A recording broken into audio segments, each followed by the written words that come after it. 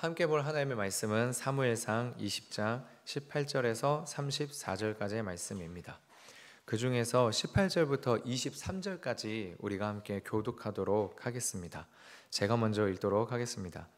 요나단이 다윗에게 이르되 내일은 초하루인즉 네 자리가 빔으로 네가 없음을 자세히 물으실 것이라.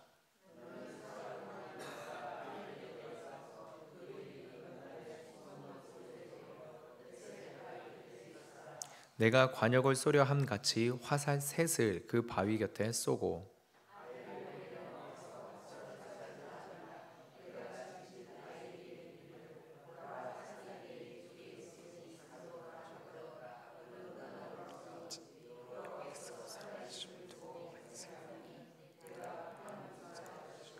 만일 아이에게 이르기를 보라 화살이 네 앞쪽에 있다 하거든 네 길을 가라 여호와께서 너를 보내셨음이니라. 너와 내가 말한 일에 대하여는 여호와께서 너와 나 사이에 영원토록 계시느니라 하니라. 아멘. 기도하겠습니다. 아버지 하나님, 정말로 주님께서 아버지 하나님 우리 성도님들의 삶 가운데에서 늘 함께 해주시길 소망합니다. 이 아침에 이 새벽에 아버지 하나님 우리가 일어나 기도할 때에 주님이 주시는 마음이 분명히 우리 가운데 있게 하여 주시옵소서. 그래야해서 근심 가지고 걱정한다 하더라도 주님이 주신 응답 때문에 그 마음 때문에 아버지 하나님 정말로 평안함으로 돌아갈 수 있는 은혜가 있게 하여 주시고, 꿈과 소망함을 가지고 기도했을 때 주님이 주신 마음 한 자락 때문에 용기와 힘을 얻고 갈 수 있는 역사가 있게 하여 주시옵소서. 감사드리며 나사렛 예수 그리스도의 이름으로 기도드립니다. 아멘. 오늘 본문의 내용은 요나단과 다윗이 사울의 의중을 확인하고자 계획을 세우고 이것을 실행하는 장면입니다. 그 계획의 내용은 5절에서 7절에 다윗이 제시했던 내용입니다. 월삭 때 함께 모여서 식사하는 자리에 다윗이 일부러 참석하지를 않을 텐데 사울이 그 이유를 물으면 다윗이 가족들과 제사를 드려야 해서 갔다라고 대답을 하는 것입니다. 만약 그 대답을 듣고 평안하게 잘 다녀오라 라고 반응을 한다면 다윗이 자신이 잘못 생각한 것이고, 만약 그 대답을 듣고 사울이 진노를 한 것이면 다윗을 죽이려는 것이 사실이라는 내용입니다.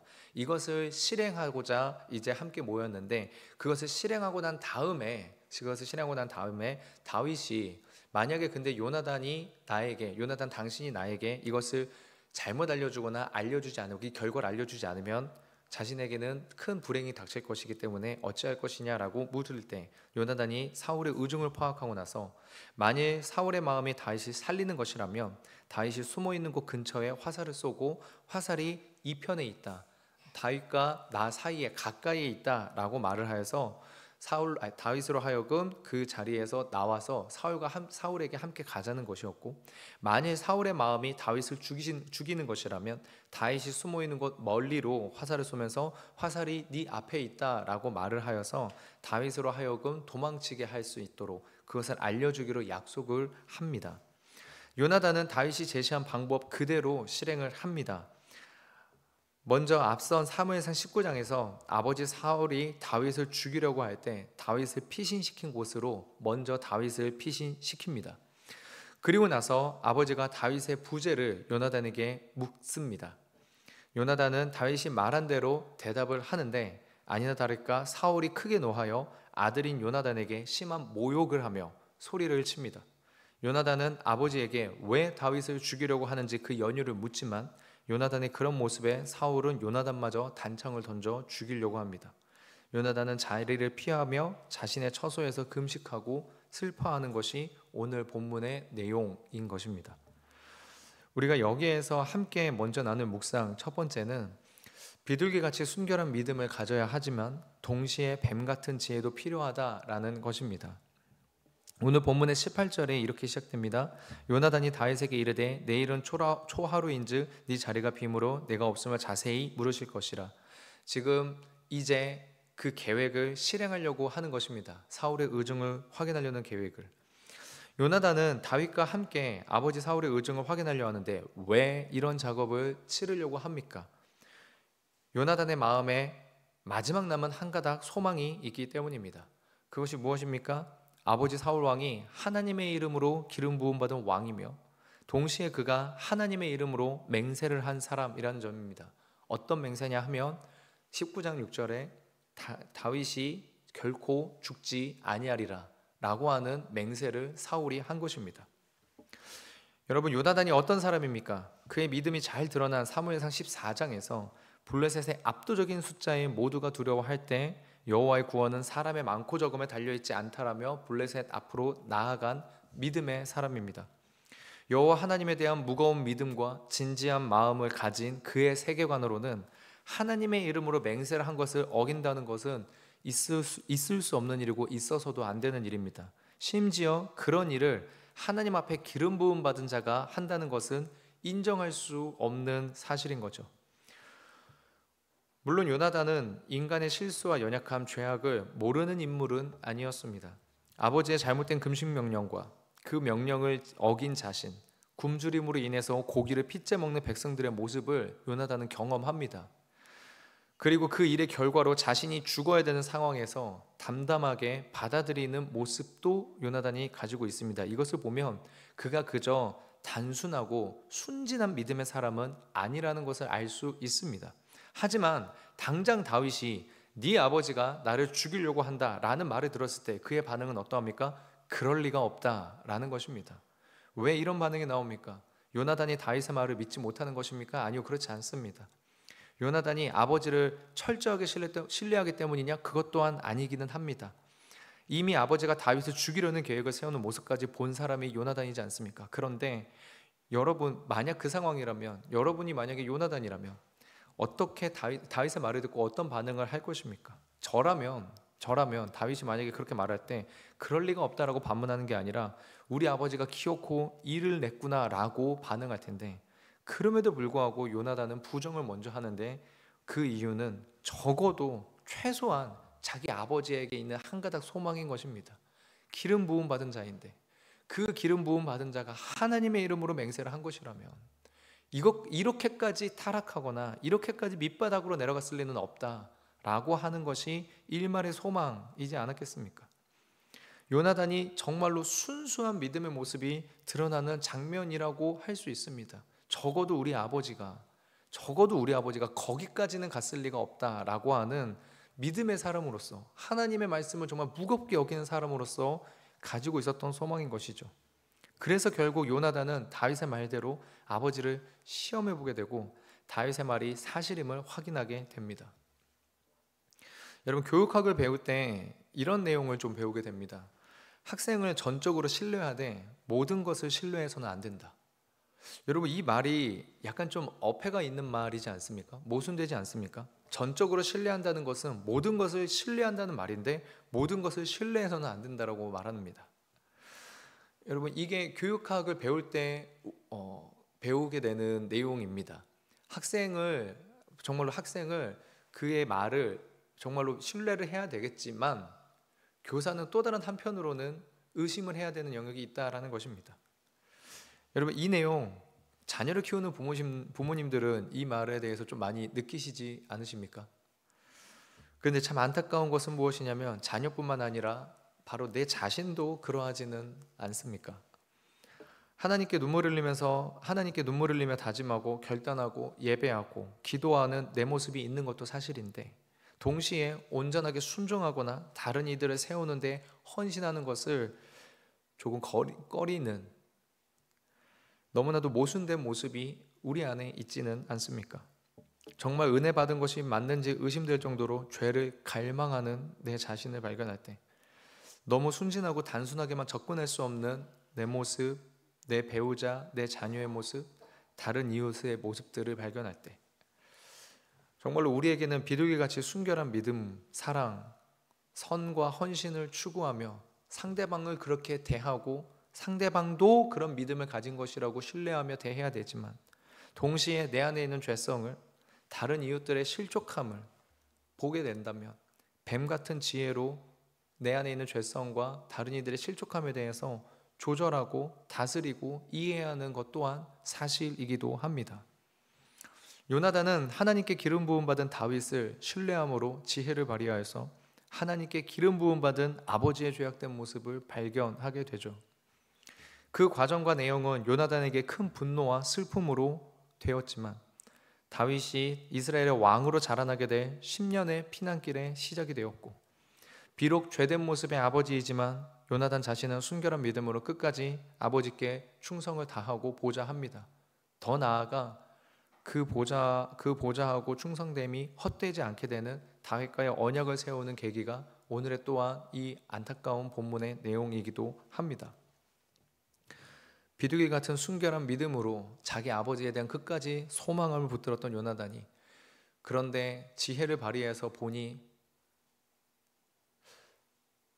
꼭 그렇게만 되지 아니하는 아버지의 모습을 발견한 그 심정이 요나단의 마음 가운데 어떠했을지와, 동시에 정말로 믿음으로 하나된 마음, 한 마음같이 사랑했던 다윗이 어떠한 마음으로 자기 아버지를 피난해서 왔는지를 깨닫게 되는 그 자신 안에서의 통탄함을 살펴본다면, 우리가 정말로 이 두 가지가 내 안에도 있고 상대방 안에도 있고 우리 모두의 안에 있기 때문에 우리가 이것을 정말로 잘 살펴봐야 되지 않나, 그것을 정말 지혜롭게 살펴봐야 되는 부분이 있지 않나 생각이 됩니다.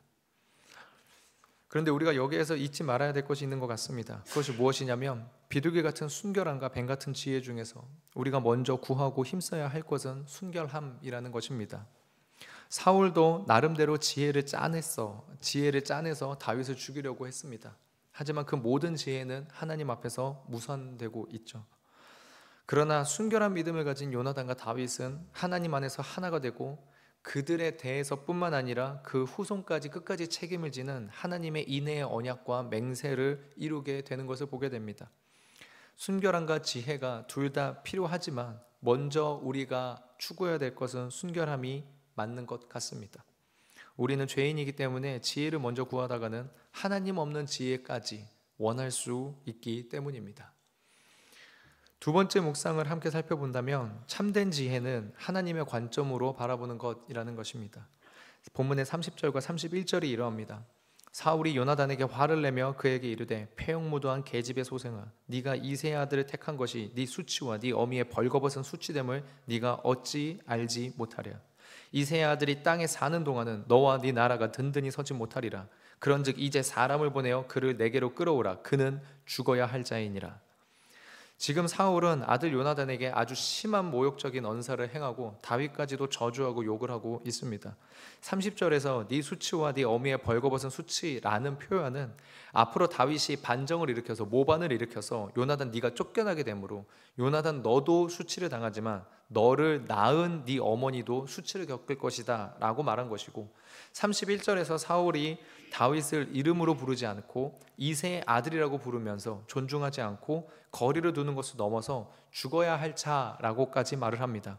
근데 여기에서 관주 성경을 가지신 분들은 표시가 되어 있을 텐데, 이 죽어야 할 자의 히브리어 직역은 죽음의 아들입니다. 그러니까 이새의 아들은 곧 죽음의 아들이다 라고 하면서 다윗을 저주하고 다윗을 모욕하고 있는 거죠. 이렇듯 자신의 아들마저 원수처럼 대하는 사울의 심경은 왜 이렇게 극단적으로 치닫고 있는 것입니까? 이유는 분명합니다. 내 왕좌를 다윗이 빼앗아 갈 것이라 여기기 때문입니다. 내 왕좌를. 하지만 우리는 알고 있습니다. 무엇을 아냐? 이미 사울은 사무엘을 통해서 전달된 하나님의 뜻에 의해 왕으로서 자격을 상실했다라는 것입니다. 그렇다면 요나단에게 말한 수치는 사실은 누가 지금 당하고 있는 것입니까? 죽음과 가까운 자는 사실은 누구입니까? 모두 사울 본인입니다. 하나님이 이미 명하신 대로 그의 왕위는 끝났습니다. 그런데 사울은 자신의 관점으로, 하나님이 말씀하시고 하나님의 관점으로 살펴보는 것이 아니라 자신의 관점으로 지금 왕권이 자기 손에 있다고 해서 이것을 자기 것으로 여기고 아들을 미련하다고 욕하며 자기의 것인 왕권을 뺏으려고 하는 다윗을 저주하는 이런 모습을 보이고 있다라는 것입니다. 여러분, 이 훈련이 정말로 참 어려운 것 같습니다. 무엇이 하나님의 관점으로 보는 것이고 무엇이 내 관점으로 보는 것인가? 무엇이 하나님의 관점으로 선택하는 것이고 무엇이 내 관점으로 선택하는 것인가? 정말로 사울을 보면서 미련하다라고 얘기를 하지만 막상 우리가 선택의 순간과 막상 우리가 어려움의 순간이 닥치면 그때 내가 어떻게 대처하고 선택해야 되는지를 볼 때는 사울이 미련한 게 아니라 나 역시도 사실은 미련한 것 아닌가라는 생각이 들 정도로 우리가 마음 가운데에서 참 어려움이 있다라는 것입니다. 순간순간 어렵고 답답하고 막막합니다.